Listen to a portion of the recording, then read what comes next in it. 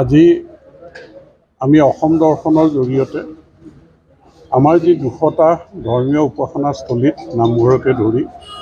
মুখ্যমন্ত্ৰী ডাঙৰীয়াই ঘোষণা কৰিছিল, তাৰে ৫০টি উপাসনাস্থলীৰ আজি আমি ইয়াত একেলগে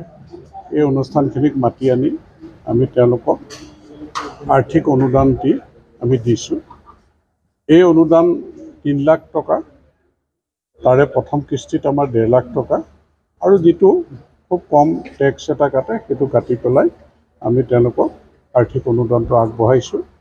আৰু এই ১.৫ লাখ টকাৰ UC দিয়াৰ লগে লগে তেওঁলোকে পিছৰ ১.৫ লাখ টকাটো লাভ কৰিব। গতিকে ইয়াৰ কাৰণে আমাৰ অনুষ্ঠান সকলোৱে আমাৰ চৰকাৰ তথা মুখ্যমন্ত্ৰী ডাঙৰীয়াক ধন্যবাদ জনাইছে যে বিশেষকৈ আমাৰ নামঘৰ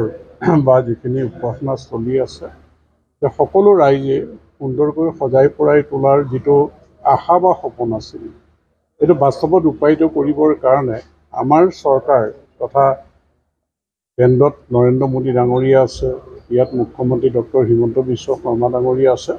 চৰকাৰলৈ আশীৰ্বাদ দিছে আৰু আমি আশা কৰিছোঁ এই আশীৰ্বাদ লৈ